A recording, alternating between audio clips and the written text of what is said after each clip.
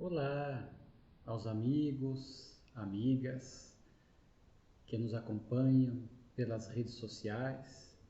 Estamos dando seguimento ao estudo da Revista Espírita de Allan Kardec. Esse trabalho, não cansamos de falar, né? Grandioso do nobre codificador. Dando seguimento ao nosso estudo semanal, hoje iremos abordar a Revista Espírita do mês de setembro de 1858, onde Allan Kardec ali insere 8 artigos. Desses 8 artigos, como se tornou praxe, hábito, é a pedagogia da nossa abordagem, nós vamos explorar com mais intensidade alguns dos temas, mais precisamente 3 deles, e vamos fazer referência aos demais temas para que você que nos acompanhe possa saber o que compõe o conteúdo da Revista Espírita de setembro de 1858, mas sempre ficando o convite para que possa ler depois na íntegra a Revista Espírita de Kardec. Kardec começa com o tema propagação do Espiritismo. Este nós vamos abordar com mais intensidade logo adiante. O segundo item, Platão e a doutrina da escolha das provas. É um artigo bem interessante porque Kardec traz à tona uma alegoria de Platão chamada Fuso da Necessidade, onde ali ele insere uma história. Os personagens morrem e vão para esta região post-mortem, onde, analisando os erros da existência anterior, eles já fazem escolhas, planejam a volta para a próxima vida, a fim de que possam extrair o aprendizado necessário a partir das falhas da última reencarnação. Então a gente percebe que esse pensamento de Platão, ele envolve a imortalidade da alma, ele envolve a questão da reencarnação, da escolha das provas, portanto, muito em sintonia com a ideia espírita. Nós já dissemos que a ideia espírita, por ser lei divina, ela está presente através de fragmentos em diversas culturas, religiões, povos, e nós vamos ver aqui que Platão tem afinidade com essas ideias, apregoa essas ideias. Às vezes não fielmente ao Espiritismo, mas não é este o ponto. Nós estamos aqui para, pelo menos, demonstrar que essas ideias espíritas já estavam presentes. Aqui, por exemplo, nesse artigo, quando Allan Kardec vai então buscar esta alegoria de Platão, ele fala da reencarnação ainda como a característica da metempsicose, porque de acordo com o erro que as personagens praticavam, eles escolhiam corpos de animais para voltar, como se fosse ali uma expiação, um castigo, como eles acreditavam. E nós sabemos que o Espiritismo não adota a tese da metempsicose. O espírito estaciona na evolução, mas não regride, ele não volta aos corpos dos animais. Voltará sim em situações mais ou menos felizes, em conformidade com aquilo que ele fez nas suas vidas transatas. Então, essa questão da escolha das provas, que Platão se refere na referida alegoria, o Espiritismo adota, e nós vamos ver que esse tema é bastante abordado em O Livro dos Espíritos, as obras de André Luiz, quando o espírito muitas vezes tem maturidade no mundo espiritual, ele analisa aquilo que ele precisa corrigir, retificar, aprimorar, e lá, assessorado pelos benfeitores espirituais, então ele faz a escolha das principais provas para a sua próxima reencarnação. Quando o espírito não tem a mínima condição, os benfeitores fazem isto por ele, traçam algumas ideias, alguns roteiros, alguns pontos importantes da reencarnação, que conforme dissemos, não é que a nossa vida venha 100% planejada, senão seríamos robô. Nós temos o livre-arbítrio, as escolhas, nos aproximamos, nos afastamos desse planejamento. E naturalmente que quanto mais nos afastamos, mais questões pendentes nós deixamos para reatar no futuro, né? E quanto mais distante, quanto mais próximo do planejamento, naturalmente nós vamos dando conta daquilo que nós elegemos que era melhor na atual reencarnação. Então a importância dessa reflexão, dessa leitura, a fim de que a gente possa buscar essa inspiração e saber que naturalmente o nosso planejamento envolveu escolhas positivas, nobres, no campo do aprendizado, do bem, da ética. Então temos que nos aproximar dessas leis divinas que nos remetem ao amor, né, à verdade, ao correto. Então Kardec faz essa menção, né? O próximo artigo, um aviso de além-túmulo, que nós vamos abordar mais adiante também, o segundo item que nós gostaríamos de destacar com mais tempo. Os Gritos da Noite de São Bartolomeu, é um outro artigo da Revista Espírita, onde ali Kardec é um texto relativamente curto, mas Kardec evoca um texto, né? Ele traz um texto de um jornal de 1778, fazia referência à Noite de São Bartolomeu, que aconteceu em 1572. É uma história triste, registrada no solo francês, quando reis franceses católicos determinam esta perseguição, esse massacre contra os protestantes. Isso acabou gerando milhares de mortes. Inclusive os historiadores chegam a divergir, fala-se 2, 3, 4, 5 mil mortes, outros chegam a falar em número bem mais alto, mas enfim, o fato é que houve muitas mortes, né? E Kardec fala nesse texto que na época o rei Carlos IX chegou, após o massacre, chegou a ouvir vozes, gemidos de furor, de sofrimento após esse massacre, certamente já fazendo um registro mediúnico que outros também tiveram a possibilidade de escutar, desses espíritos que, massacrados, mortos por conta dessa perseguição, despertam do lado de lá ainda sob o impacto da desencarnação violenta, abrupta, então em sofrimento, muitos ainda com raiva, com furor, e é registrado este vozerio, as vozes dos espíritos que estavam ainda naquele ambiente, e Carlos IX chega a escutar essas vozes, né? Nós sabemos que isso acontece, muitas vezes espíritos em sofrimento ficam aprisionados a locais, sobretudo ali onde ocorreu a desencarnação, vinculados a pessoas que foram responsáveis por aqueles massacres, não perdoando, e ficam ali em estado de perseguição, de sofrimento, e muitas vezes isto é permitido, através da mediunidade, ser identificado. Então escuta-se fenômenos, no caso em questão, vozes e barulhos que demonstravam este sofrimento coletivo dessas almas vitimadas na noite de São Bartolomeu. E segundo narram alguns, né, alguns médiuns confiáveis, que muitos que vieram aqui para o Brasil, muitos que acabaram se tornando espíritas, inclusive, trazem este compromisso com a noite de São Bartolomeu, trazendo compromissos expiatórios, portanto, por conta de terem participado direta ou indiretamente daquele massacre. É uma triste história, mas a humanidade caminha. Esperamos que neste mundo que melhora, a transição planetária, não tenhamos mais qualquer tipo de guerra, qualquer tipo de perseguição, de cunho religioso ou não, nenhum sofrimento que possamos impor aos nossos irmãos, porque todos somos filhos de Deus.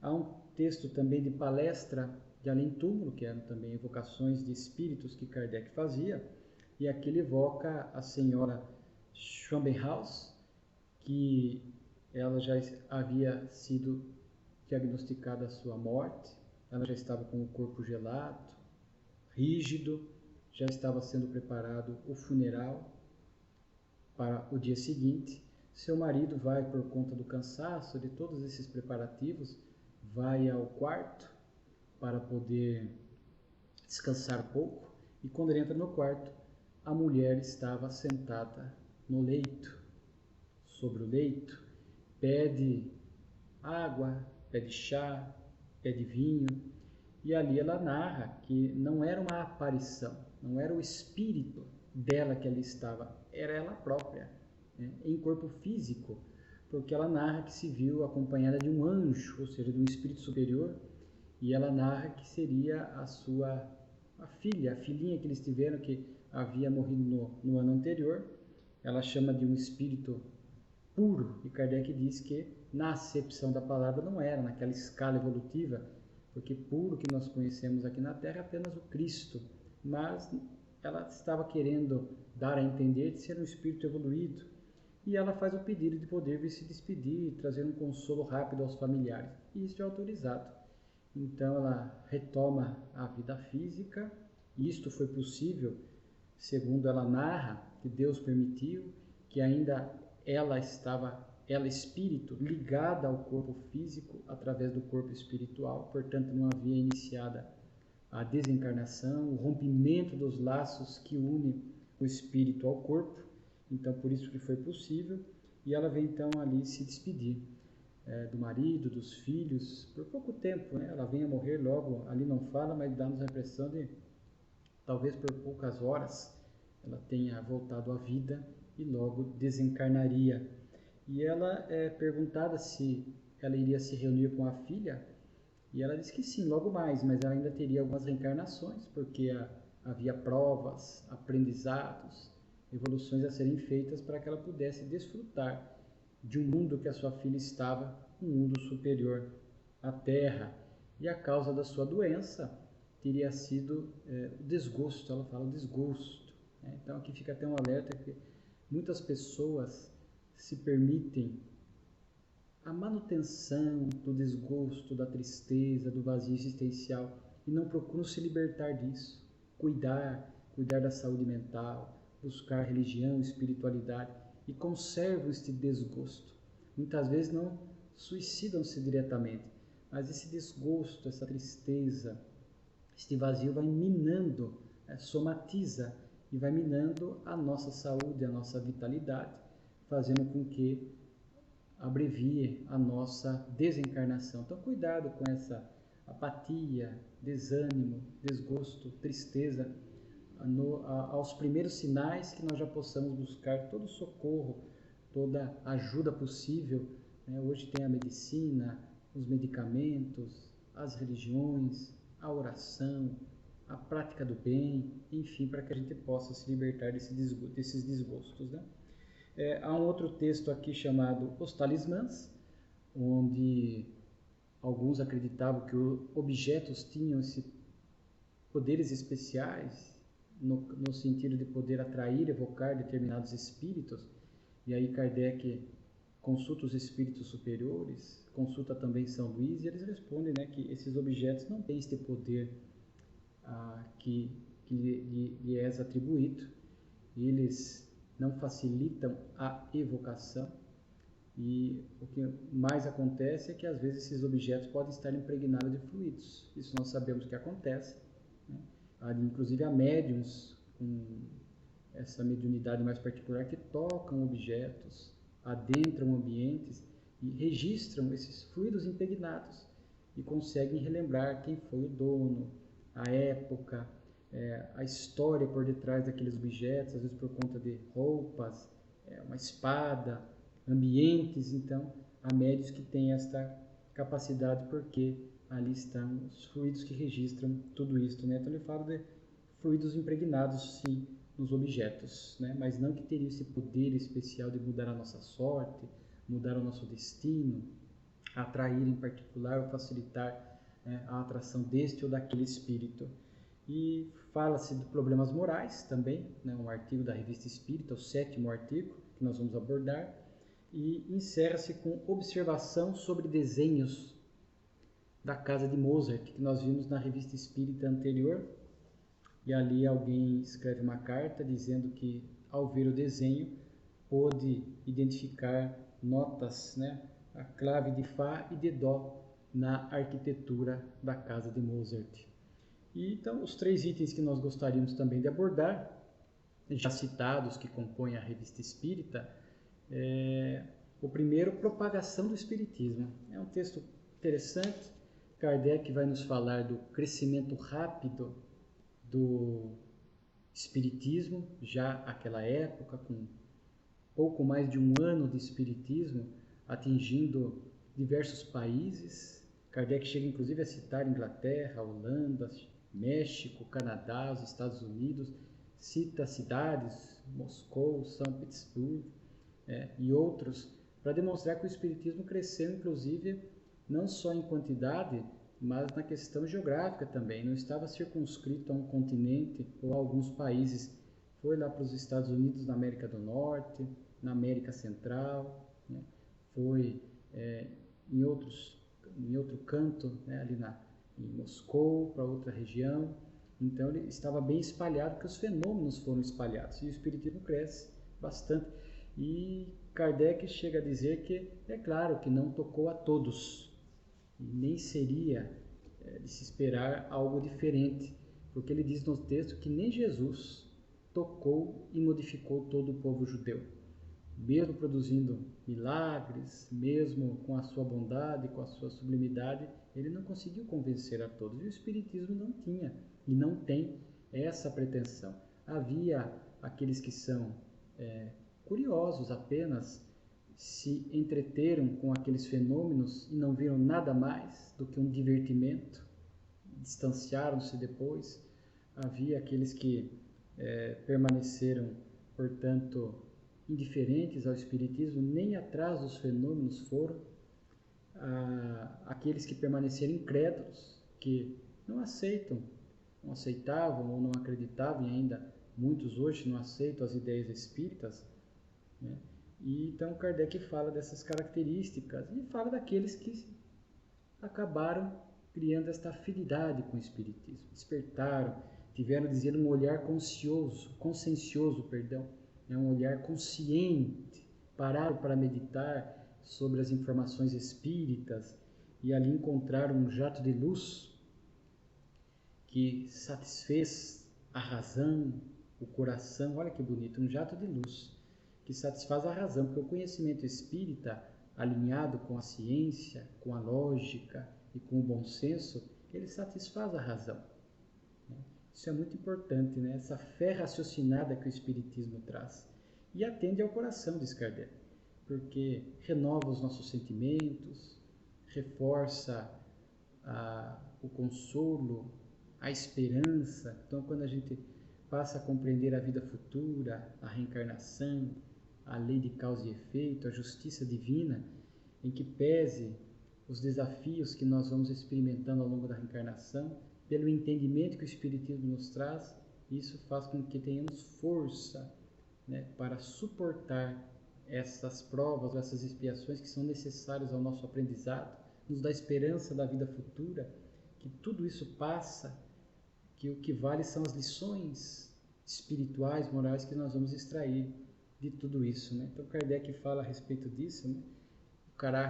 A característica filosófica, científica do Espiritismo, né? A filosofia nos propõe a pensar, a refletir acerca da vida, acerca das nossas questões íntimas, ciência, mas uma ciência diferente, que apesar de manter o método convencional da observação dos fatos, não se limitou apenas às questões materiais, aquilo que os olhos podem ver, que as mãos podem tocar, podem impressionar o nosso sensório, não.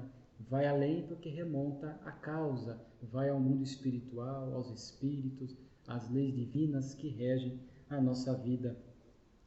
E algo também muito bonito que Kardec fala, o Espiritismo colaborou na sua propagação para enfraquecer as filosofias materialistas, que naquela época, século XIX, estavam muito intensas. Sabemos que o materialismo traz um prejuízo moral imenso para a criatura humana, porque acreditar no nada após a morte, acreditar que nós não temos alma, que não há Deus, que tudo foi produto de leis materiais que casualmente acabaram gerando todo o universo, a vida, faz com que a pessoa tenha uma tendência a levar uma vida irresponsável, muitas vezes, mais aproveitando os prazeres e as oportunidades do que preocupada com o seu crescimento espiritual e moral. Então, o Espiritismo, ao falar de Deus, desse Deus amoroso, desse Pai justo, misericordioso, ao nos falar que nós somos sim espíritos imortais, ao nos falar da nossa imortalidade, da nossa individualidade, do nosso futuro após a vida aqui na Terra, né, no mundo físico, vai combatendo essas ideias materialistas. Muitos saíram do materialismo e passaram a cultivar, a acreditar no ideal espírita, transformando as suas existências para melhor. Kardec chega a falar que não houve apoio da imprensa genérica, mantinham-se de modo geral indiferentes, um ou outro repórter individualmente atacava, ou um outro repórter enaltecia, como aconteceu nós noticiamos em janeiro de 58, do Chalard, que vai enaltecer o Livro dos Espíritos, a doutrina dos Espíritos. Fala que já havia jornais especializados, cita inclusive os Estados Unidos, onde já havia 18 jornais especializados espíritas que circulavam nos Estados Unidos, e fala dos períodos pelos quais passaria o Espiritismo. E olhando hoje, o nosso olhar hoje do futuro, olhando para esses períodos, nós vemos que já estamos na última etapa, porque a primeira seria o da curiosidade, que foi aquele momento inicial dos fenômenos da manifestação espiritual massiva, despertando a curiosidade das pessoas para as mesas girantes, para outros fenômenos. Então, no primeiro momento, a curiosidade. Logo depois viriam o período de observação. Passada a curiosidade, a gente começou a observar, período que ele chama também filosófico, a pensar, porque Kardec começa a decodificar o pensamento dos imortais e trazer as ideias espíritas, as obras foram surgindo, o Pentateuco de Kardec.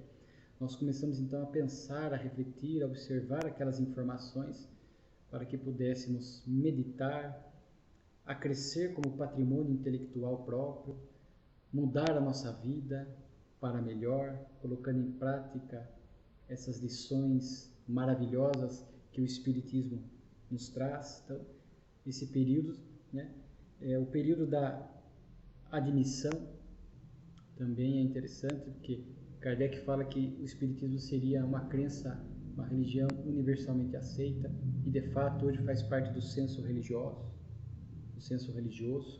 Já podemos nos declarar para o senso como espíritas, em que pese a pequena porcentagem, isso não nos preocupa, porque o próprio Kardec escreverá futuramente na Revista Espírita que como mensurar, como medir os simpatizantes da ideia espírita. Que existem muitas pessoas que têm uma determinada religião, mas são simpatizantes do espiritismo, e quando ela é perguntada para o senso religioso, ela se diz desta ou daquela religião, não se apresenta como espírita. Então, há muitos simpatizantes do espiritismo que conservam a sua ideia originária religiosa, mas acreditam em reencarnação, na mediunidade, na pluralidade dos mundos habitados, enfim, há uma simpatia com o espiritismo. E o espiritismo não se preocupa com proselitismo, com conversão religiosa. A sua grande missão é para que as pessoas tomem consciência do sentido existencial e se tornem pessoas de bem, pratiquem o bem, vivam alinhadas com as propostas do Cristo. E o último período, influência na ordem social, que é o período que nós estamos vivendo. Esta época de transição planetária, a gente percebe a ideia espírita influenciando a sociedade, principalmente pelo seu conteúdo que chega através de filmes, através de documentários, o livro espírita circulando, tocando corações, tocando almas, e também pelo exemplo do próprio espírita. E aqui eu chamo a atenção deste compromisso que nós temos, de ajudar o espiritismo a tocar a ordem social, que a nossa palavra, a nossa atitude, o nosso comportamento seja alinhado com o espiritismo, a fim de que a gente possa levar a mensagem espírita pelo exemplo, para que as pessoas se sintam contagiadas por este ideal que o espiritismo propõe, da melhoria da terra, da vivência das virtudes cristãs, para que possamos progredir enquanto escala evolutiva dos mundos, para que possamos diminuir egoísmo, orgulho, guerras, ambições desmedidas, etc. Então esta é a proposta. Então estamos vivendo este período, Este é um olhar sobre o enfoque do espiritismo, esses períodos pelos quais ele, espiritismo, passaria. Mas poderíamos fazer um olhar rápido desses 4 períodos, um enfoque mais individualizado, do indivíduo, da pessoa, porque muitos hoje ainda estão no período de curiosidade do espiritismo. Tem uma curiosidade, mais atraído pelos fenômenos, vão à casa espírita atrás ainda de fenômenos. Alguns chegam por curiosidade, ficam, passam para o período de observação, período filosófico, passam a estudar o espiritismo, que está com suas ideias muito bem postas, definidas a partir de Kardec, as obras complementares sérias, fiéis à doutrina, Leon Denis, Gabriel Delane, Camille Flammarion, Chico, Xavier, Divaldo, Raul Teixeira, etc. Então a pessoa vai refletindo e vai aprendendo e acreditando nesses ideais, nessas informações que o Espiritismo nos traz. Então, e logo ela terá coragem para dizer-se espírita, porque ainda há aqueles que temem o julgamento popular, a perseguição hoje muito menos intensa do que no passado, mas daqui a pouco a pessoa ela chega a ter coragem de, no senso, dizer-se espírita, embora isto, repito, não seja tão importante. Então veja que há pessoas na atualidade que estão em fases diferentes destes períodos propostos por espiritismo.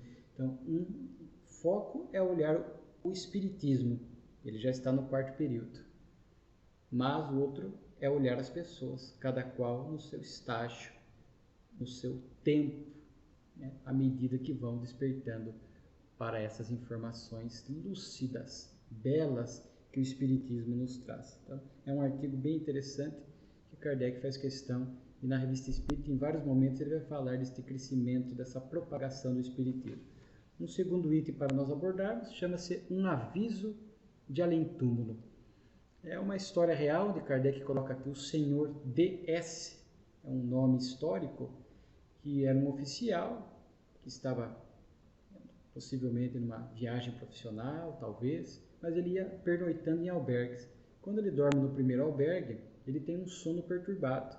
Quando um espírito lhe aparece durante o sono, dizendo que foi assassinado ali naquele local pelo casal proprietário e que era para ele chamar a polícia, e narra onde estava o seu corpo. O oficial, o senhor D.S., acorda assustado, um sonho atormentado, mas não dá muita bola, segue viagem. Quando ele chega no segundo albergue, há uma aparição espiritual, o mesmo espírito aparece para ele, pede para que ele volte lá para denunciar as autoridades. Ele segue e na terceira vez há esta aparição novamente, a segunda aparição, que a primeira foi um sonho, as outras duas vezes foi uma aparição espiritual. O espírito insiste, ele dá-se por convencido, volta lá ao primeiro albergue, onde então vai acionar as autoridades. Vai falar onde está o corpo, os policiais acham, o casal é preso, inclusive condenado à morte. O espírito, grato por ele ter atendido o seu pedido, diz a ele que, em gratidão, ele, quando for faltar 2 horas para a desencarnação dele, do Senhor DS, ele vai aparecer para avisá-lo. O tempo passa, 30 anos, e o Senhor DS está lá no local, e esse espírito aparece a ele, dizendo: olha, vim cumprir a minha promessa. Você vai desencarnar daqui 2 horas. O Senhor DS, sem nenhuma aflição, segue, pratica ali, dá conta do que ele estava fazendo. Aí ele adentra num dormitório, num quarto, e é alvejado por um tiro. Kardec narra uma história semelhante, de uma esposa falecida que aparece ao seu marido, também dizendo que estava próximo da sua desencarnação. Aí, logo mais, também o marido vem a perecer, a desencarnar. Este é um tema interessante que Kardec chama um aviso de além-túmulo. Avisar, há diversos tipos de avisos. Os avisos não precisam necessariamente trazer notícias de desencarnação. Os espíritos podem vir através dos sonhos, através da inspiração, ou através de uma aparição, se for permitido, nos trazer alguns avisos, alguns alertas. Mas neste caso aqui, como é o foco do artigo, a desencarnação, nós chamamos a atenção primeiro. Ali foram a esposa e o espírito que apareceu ao Senhor DS, nas duas histórias, era um fenômeno espiritual autêntico, porque as duas pessoas vieram. O primeiro caso, achou-se o corpo, o casal foi preso, o espírito aparece 30 anos depois e ele vem a morrer 2 horas após. E ali o marido também vem a desencarnar. Então é um fenômeno espiritual, é uma manifestação espiritual autêntica. Houve permissão divina, porque para esse tipo de informação, Raros aqui na Terra têm maturidade para lidar com esse tipo de detalhe. Olha, sua desencarnação está próxima, você vai desencarnar semana que vem, daqui 5 dias. A maioria de nós, para mais de 90%, entraríamos num estado de aflição, de aturdimento, e que se o Espírito dissesse para nós que nós íamos morrer daqui 5 anos, é bem capaz que nós morrêssemos em alguns meses, dado o tormento existencial que nós entraríamos. Então, estas informações sobre desencarnação são questões excepcionais. Deus julga útil, autoriza, os espíritos vêm e avisam. E normalmente isso tem alguma utilidade, a pessoa tem algum preparo, já se prepara para aqueles últimos momentos da existência. E aqui Kardec chega a consultar os espíritos, no caso da mulher falecida que aparece ao marido, diz que Deus julgou útil, porque o marido era uma pessoa conhecida e este fato, a notícia iria se espalhar e iria gerar algo a se pensar na sociedade, nas pessoas, né? Puxa, olha, aconteceu aquilo. Nossa, então, a interferência dos espíritos na nossa vida é uma realidade. E por detrás disso, toda uma consequência e um raciocínio moral. Então, Deus julgou útil.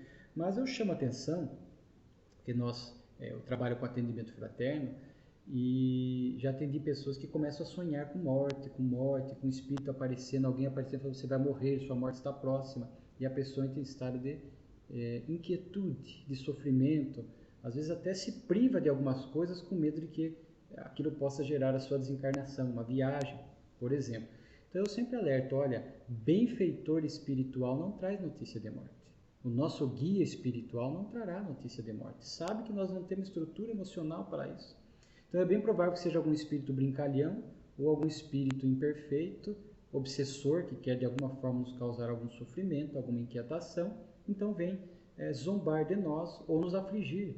Então não acredite, siga, tome todos os cuidados, siga a sua vida e tal. E sempre deu certo. Então a gente pode, que normalmente serão então espíritos com essa característica, ou de brincar conosco, zombar, ou um espírito obsessor que quer a nossa infelicidade, a nossa tristeza, a nossa angústia, portanto, causar pavor e medo em nós e traz esse tipo de notícia. Então, nós temos que tomar cuidado. Ou, às vezes, a gente sabe que o sono envolve muitos mecanismos, inclusive símbolos, projeções do inconsciente, dos nossos traumas, e às vezes temos um medo exagerado de morrer, não paramos para pensar, nem sequer admitimos, e durante o sono isso aflora, vem à tona. Então a gente sonha com a morte próxima, mas é o medo da desencarnação. E vem esse tipo de sonho para que a gente possa digerir isso, ressignificar, olhar a morte de um outro ângulo, não algo que vai pôr um fim a tudo. Trabalhar esse aspecto da imortalidade da alma, da vida que segue. A morte encerra apenas um ciclo evolutivo. Seguimos em espíritos no mundo espiritual, onde é o nosso verdadeiro lar, a pátria verdadeira, seguindo com os nossos aprendizados, com a nossa evolução, enfim. Então existem todas essas nuances que podem estar envolvidas nessas questões. E em situações muito raras, a permissão divina. Temos histórias conhecidas de, sobretudo, espíritos missionários que sabem antecipadamente da sua desencarnação e isso em nada os aflige, como por exemplo Eurípides Barçanufo, que desencarna vitimado pela gripe espanhola, ele anota no calendário que iria morrer dia tal. E ele segue a vida normal. Chega o dia, porque sabe que a morte não põe fim a nada, encerra apenas um ciclo evolutivo. E para encerrar, um artigo chamado Problemas Morais, Suicídio por Amor. Aqui nós chamamos a atenção, porque já abordamos a questão do suicídio no mês de junho de 58. Falamos ali de alguns aspectos, vamos voltar neste assunto, que há vários textos na Revista Espírita, mas aqui nessa história que nos chamou a atenção é o seguinte: era um casal noivo, estavam noivos, e há uma discussão, brigam, rompem. No outro dia o jovem percebe que era coisa boba, vai lá tentar reatar com a noiva, ela não aceita. Ele tenta uma segunda vez, argumenta, fala do seu amor, ela não aceita, não. Então eles não conseguem reatar o relacionamento. Ele, portanto, vai e se mata. Ele é evocado e ele vai falar naturalmente do seu sofrimento no mundo espiritual, que ele estava arrependido, que ele foi movido por uma paixão incontrolável. E o Livro dos Espíritos trata da paixão, das paixões, e fala que o grande problema, a paixão é algo natural, mas nós temos que estar no controle, gerindo, administrando, porque em muitas situações a paixão ela até gera algo produtivo, uma força, né, em nós para que a gente possa buscar algo em nossa vida. Mas quando ela é desgovernada, descontrolada, naturalmente que ela passa a ser perniciosa. É o que aconteceu. Ele foi movido de uma paixão desgovernada por não aceitar o rompimento e praticou o suicídio. Né? Então a gente percebe que não resolve. Ele diz assim: a paixão cega o homem, o espírito suicida no mundo espiritual diz isso, e ele pratica tolices. Mas o que eu gostaria de chamar a atenção é, a gente sabe que o suicídio nunca resolve nada. Buscar todo o socorro possível, médico, psiquiatra, né, espiritual, orar para a gente se libertar dessas ideias. Mas além da evocação do espírito suicida aqui na história, São Luís dá algumas respostas interessantes. Nós gostaríamos de destacar duas delas. Primeiro, ele vai chamar a atenção porque é perguntado a ele se a noiva ou a ex-noiva tinha culpa, levaria alguma responsabilidade pelo suicídio. Ele diz assim: ó, neste caso sim, porque ela não nutria nenhum sentimento pelo noivo. Ou seja, ela sabia que aquilo não ia dar nada, estava alimentando falsas expectativas. Ela alimentou falsas esperanças ao longo da relação. E depois, diante de uma discussão boba, ela aproveitou aquilo para romper. Então, ela traz sim uma corresponsabilidade. Essa é uma informação que traz uma responsabilidade grande para nós, né, nas nossas relações amorosas. Nós vemos hoje, e aqui é um alerta para os jovens principalmente, que às vezes mantém relações e a gente quer, não só jovem, mas adulto mantém relações e um quer extrair as questões do prazer da relação. Às vezes o bônus da sexualidade, não há sentimento. Às vezes um já sabe que daquela relação não vai nascer nada. O outro está envolvido com o sentimento, está amando, e um está enganando, porque quer extrair esses prazeres da relação apenas, sabendo que logo mais vai romper. Então, se no rompimento, nessa situação, o outro que investiu, que acreditava, que foi enganado, suicida-se, naturalmente que aquele que alimentou falsas expectativas, sabendo que aquele relacionamento não ia redundar em nada, que não havia sentimento por parte dele e que ele foi postergando, e neste postergar alimentava falsas esperanças, há responsabilidade.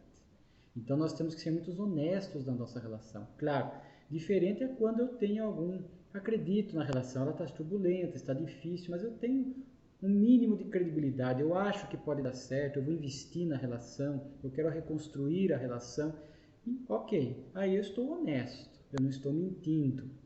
Ainda que não dê certo e haja rompimento e o outro se mate, naturalmente que eu não tenho responsabilidade, porque eu estava acreditando, eu estava sendo sincero, eu fiz algo para melhorar, tentamos, não deu certo.